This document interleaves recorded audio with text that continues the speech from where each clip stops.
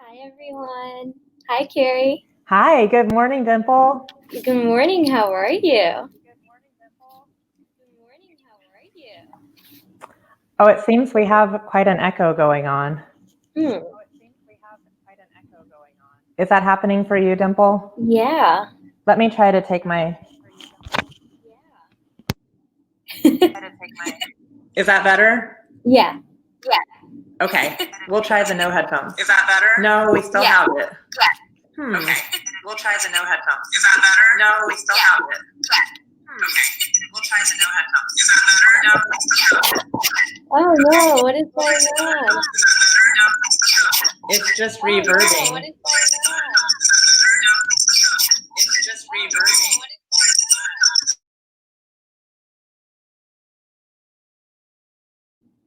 Okay, can you hear me? I actually just watched.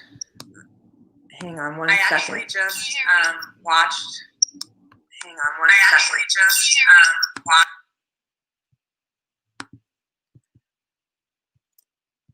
All right, let's see. I changed my setting and let's see if that works better. Is this okay? Yeah, much Okay. better. We'll do no headphones and we'll try this. Sorry for that little echo. Thank you, everyone, for being patient with us. All right, I think we're all good. For those just joining us, we wanted to say thank you for joining us at this time. We are very thankful for you guys to hear our stories and our experiences with the Gold Bead discussion. And for those that do not know me, my name is Dr. Dimple Patel, and I work as a therapist right now, and I currently serve on the board of directors for AFSP Illinois, and I've been volunteering with the Chicagoland Walk since about 2014.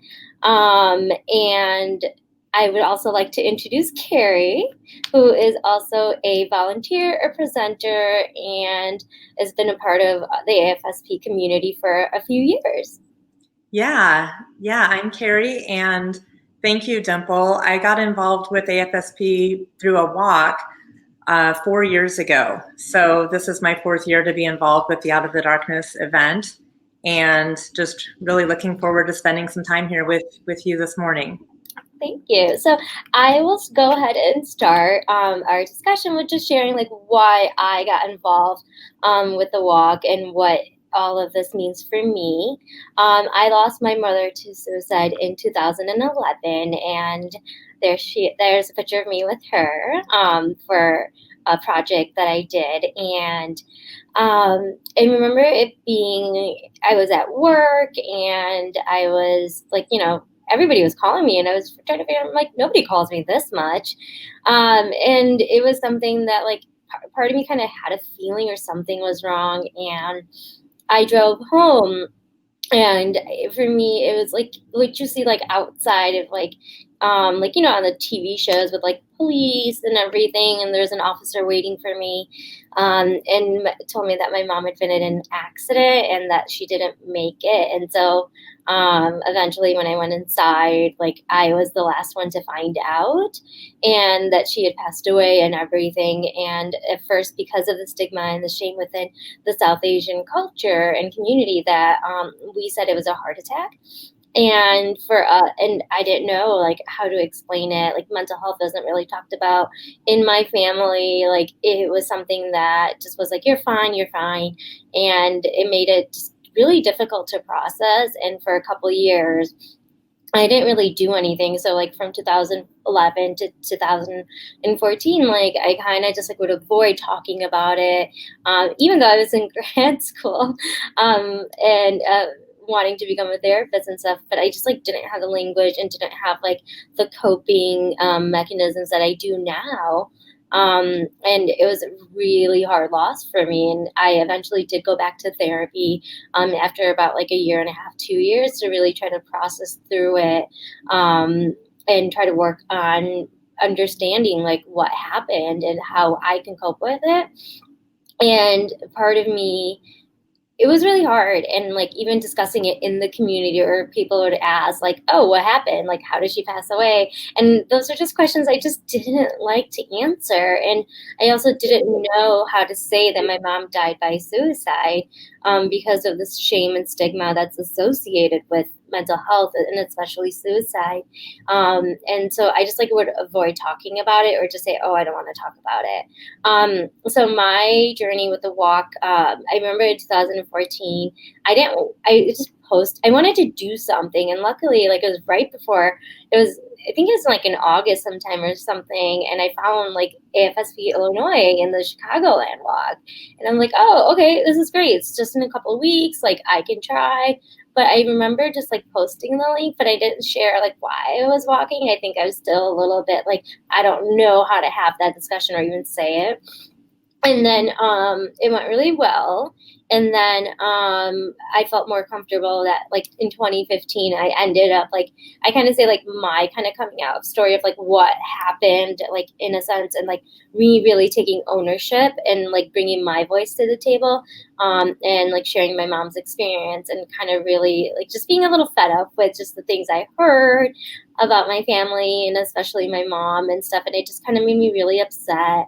And personally, like struggling with anxiety, it was something that I realized that both my mother and I were born in India, but we were raised in two different cultures. And because I grew up here, that it was so easy for me, even if I did it secretly, which I did, to go to the counseling services at DePaul University. And it was one of the best experiences I ever had, because that's actually what led me to to get my doctorate in clinical psychology. So I fell in love with the process, while trying to take care of myself. And that was something that was really important, to understand what I was feeling, but also really addressing like the stigma and shame within my culture about mental health, and realizing that there are mental health issues within my family, and we just didn't talk about it. So I didn't know that I was having anxiety. I was experiencing anxiety or having panic attacks. So like a lot of those things kind of were really coming up for me, and like my frustration of just like the shame that's often associated with mental health. And my mom didn't have a voice. And so I felt like, my friends always make fun of me for being very loud and out there and social. And I just thought it would be a great opportunity, and to really kind of just put my face and voice out there, sharing my experiences. So I use a lot of I statements, because I can't speak for my dad and my brother, but I can only speak for myself. And I can also address like the challenges that my mother faced, especially with mental health, and not having a space to talk about what she was feeling, or worried about what people in the community were going to say, especially with like, worrying about it, or that shame that is often brought upon, of like, oh, your family is like either not good enough, or they're feeling like, something's wrong, or you're crazy, like, you're crazy.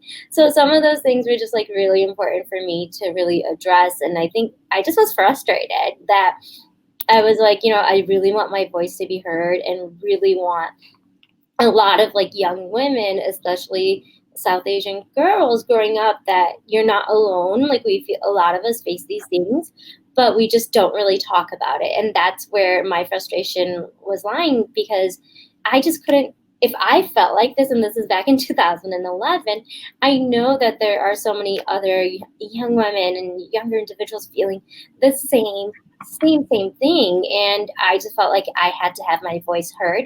And it's like, if I wanted change to happen, I needed to do something myself, or add to the conversation of helping to destigmatize mental health and normalize it as well.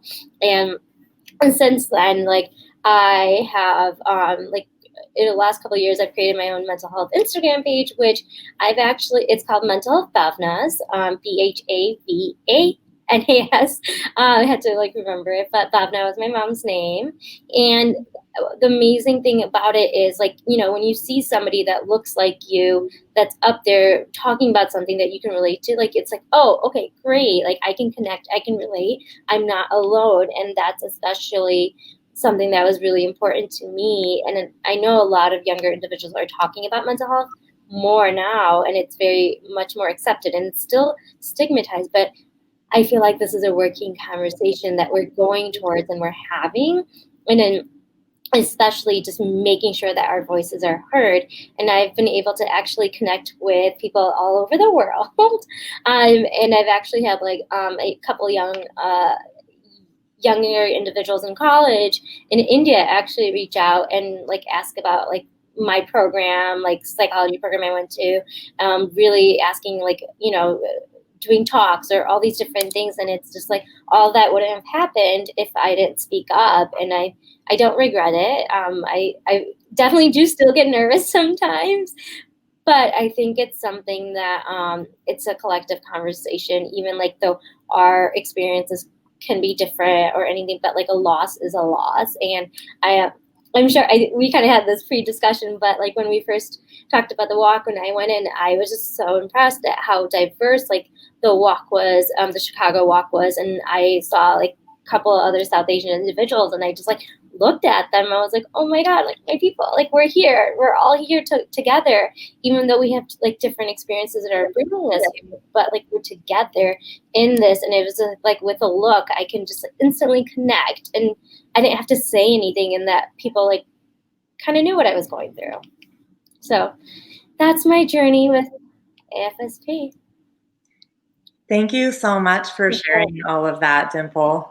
Thank you. As you were speaking and, as we briefly connected before being here today, as you said, like Dimple and I didn't know each other prior to this, but it is just so interesting and a good reminder that while all of our experiences are unique, that there are, shared experiences that we can relate to with each other, and how similar, some of our things are in a way that, like, I had such a similar experience with going out there my first year walking, which was 4 years ago, just with Eric and I, my husband, and kind of, I called it like closet walking, like we just sort of went out there. And then the second year is when I sort of got more sort of,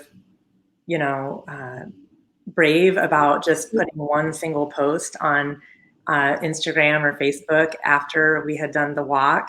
And then that led to conversations with more people and realizing the power of sharing our stories and just connecting with other humans as we all like work through our loss and whatever feelings that we're having. So really similar in that process, with this being my fourth year to be involved. And I'm really grateful that that day I was coming home from work on the Blue Line, and I just saw this tiny little poster on the CTA, the Blue Line car. It was just like one little poster, and it said "Out of the Darkness," and it really caught my eye. And it was the week right before the walk, and I don't even think I could tell yet that it had the AFSP logo on there, but I came home and Googled it. And then that next weekend, Derek and I were drawn to head out to the walk. And this is actually last year's photo, which I'll talk about in just a little bit, where my sister and my niece came and joined us, and then other friends and colleagues saw what we were doing and joined in as well. So my story with suicide starts in 1992, so 28 years ago, when I was 17 years old. My dad died by suicide. And my parents had divorced when I was 5. So my sister and brother were 3 and 2. So that we were very, close in age, and close little unit with the 3 of us with my mom. And my mom did go on to remarry my stepdad. And just a little bit of background and context. So then my dad, my birth father, he lived about 20 miles away from us throughout, the rest of the time until I was 17. But, our visits were kind of sporadic. It wasn't super, consistent. And, that was just sort of, kind of the way that the relationship was on until, high school. So it was my senior year, and even just hearing you talk, Dimple, about the way that you were notified, it kind of brought back some of the memories from my situation. When you talk about the stigma, and that's why those 4 words, "out of the darkness," like spoke so powerfully to me.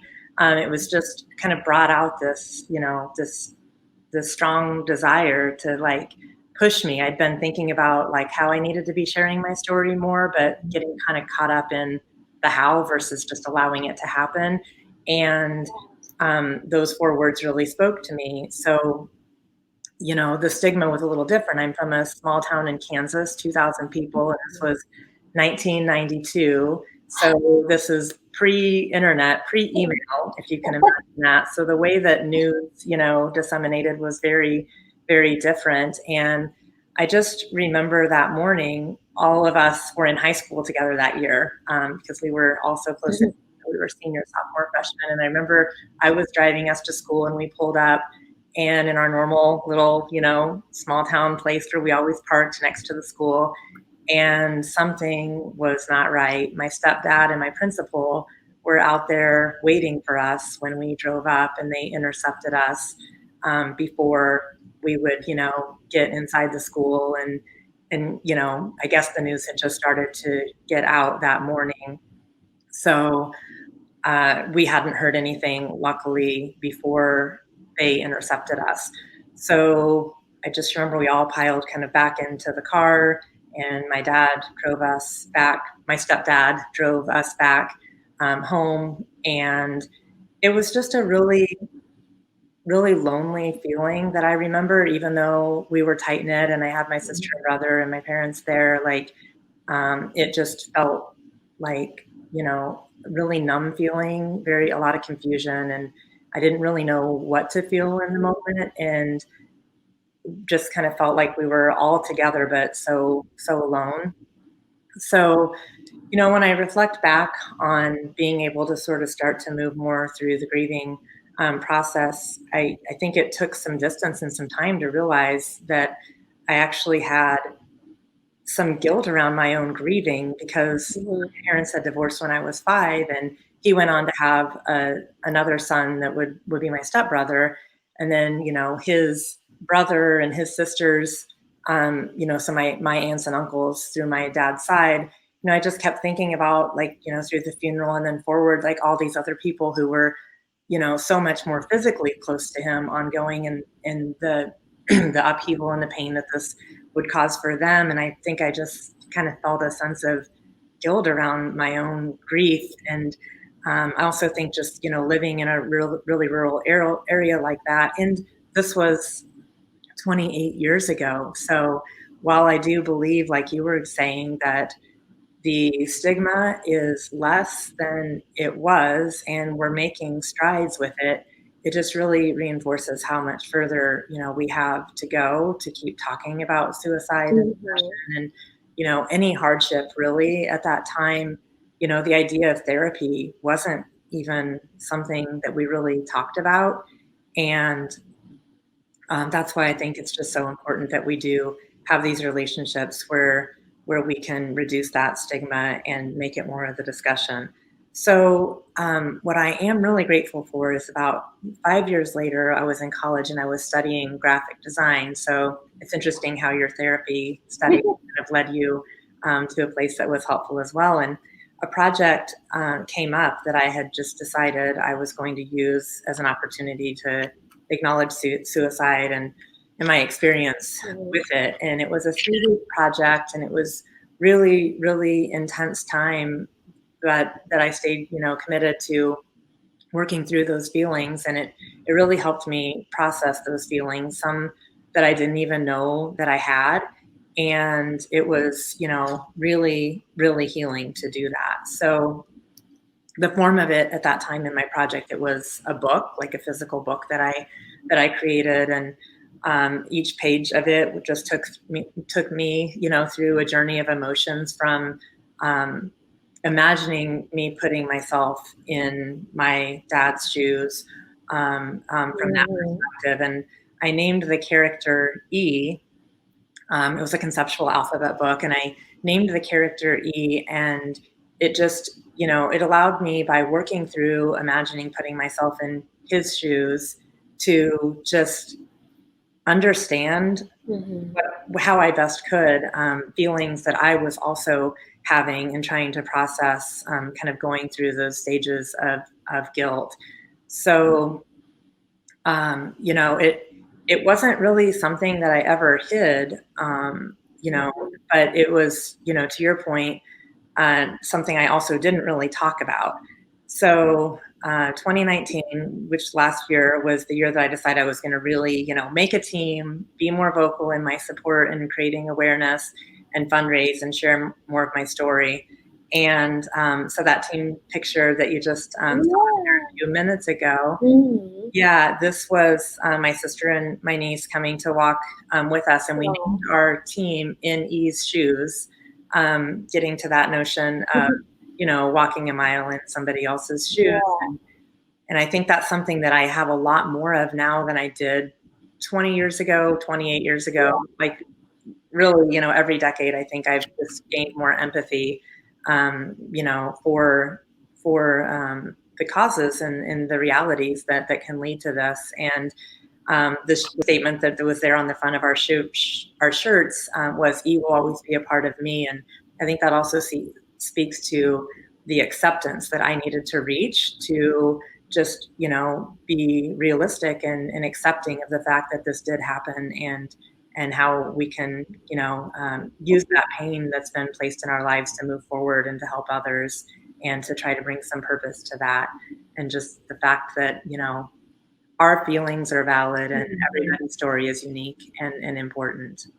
No, I absolutely agree with you. I like sometimes with my mental health page and just a lot of things, I always say that I sound like a broken record, like saying the same thing, same story over and over again. But like I had to like kind of bring my back self back into like really processing what I was trying to convey and but what was my message and I think it's absolutely okay to sound like a broken record because that's where a lot of the work needs to happen, that prevention, the education, the normalizing before all these other steps can happen.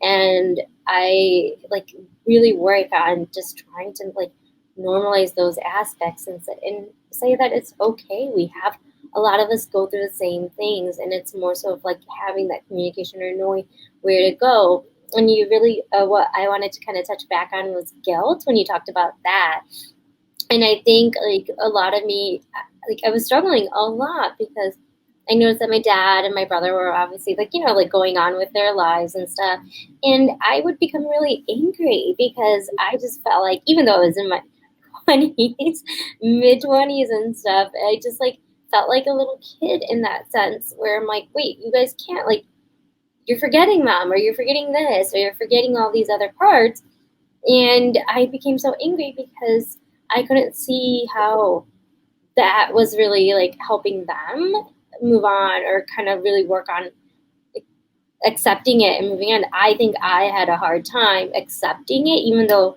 I physically knew like my mom's not here anymore. But I think it was that part of just like feeling guilty myself if I felt happy or if I felt like I was having fun. And I would kind of like make myself not do other things so that way I can kind of just like that struggle in that sense of just I feel bad for like being happy or I feel bad for like, going on and moving on with my life.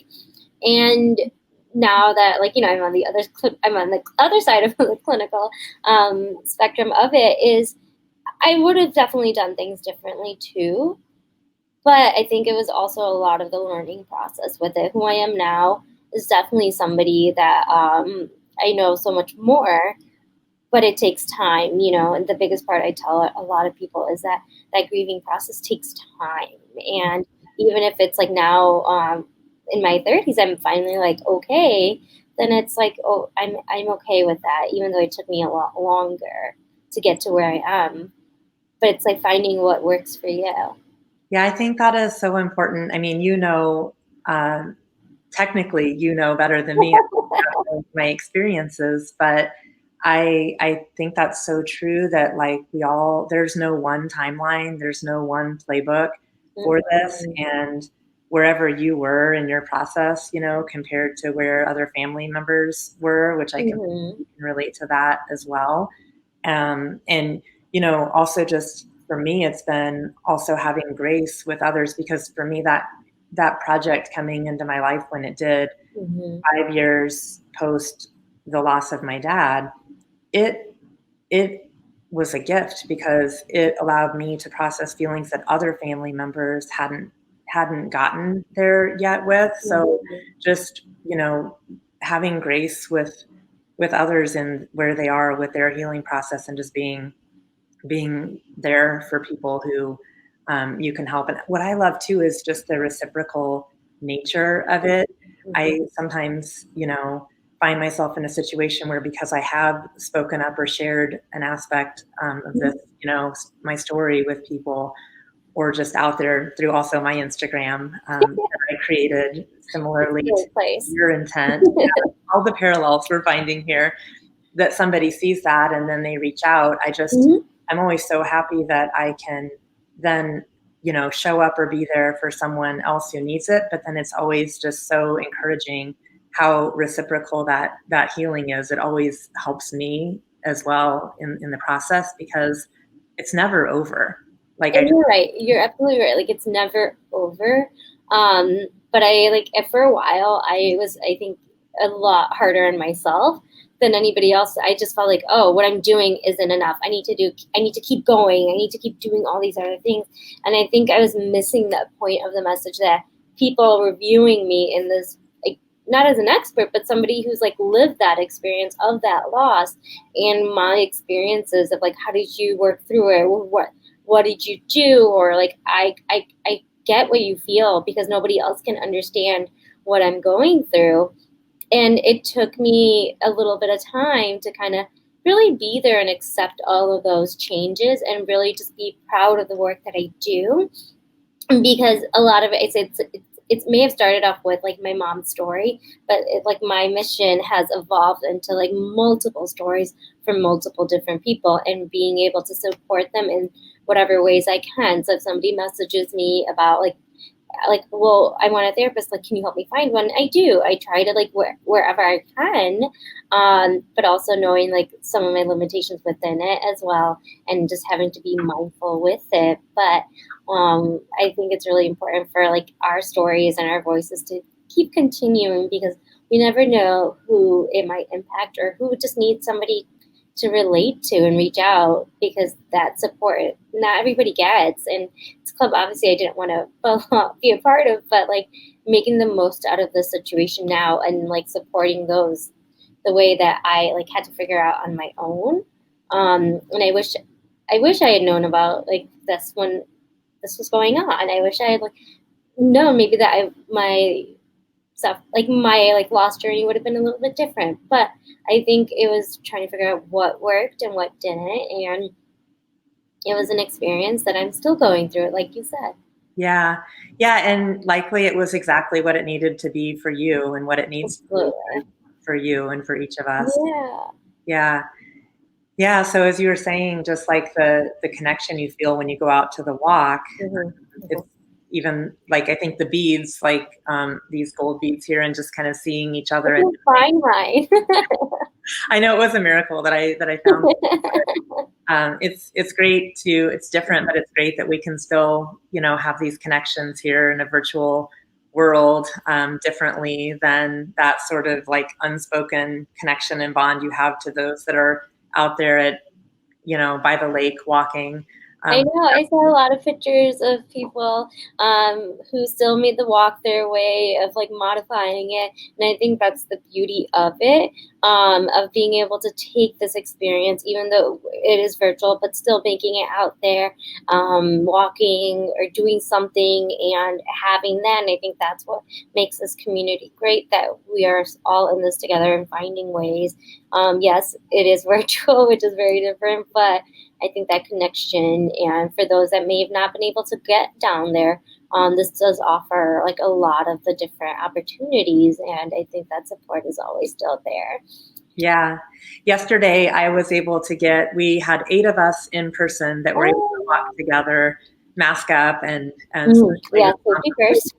walk. And we actually plotted a mile, and to do a mile, to walk a mile in East shoes that I was Oh, talking about, around Wicker Park area. And it was really kind of the silver lining of the connection was mhm. that my mom and my aunt in my hometown of Ellsworth, Kansas, and then my uncle Matt and his grandson and his wife, my Aunt Darlene, in Salina, Kansas. So that's my dad's brother. Mm-hmm. And other friends from really all over the country. I had one in Virginia, one in where was she at? She was somewhere near the West Coast. She's been traveling around. And we were able to all be connected through walking, even though we weren't in person. So that was kind of the silver lining of not having it in person this year. And that's amazing that like that connection and that support that no matter where you are, that you can participate in this and still be connected in that shared experience. Yeah, if we just open ourselves up to allow others into it. So, Absolutely. yeah, thank you for what you do to allow that. No, and thank you for everybody and all the work that you've put into this. Like, if it isn't for like all the volunteers and all the work that we all do together, that this is what we can achieve and what else we can do. So, thank you so much, Carrie, for joining us, and thank you everybody else for joining and listening to our stories and what the goal be means to Carrie and myself. And if you have any questions or anything, please keep them coming. Thank you.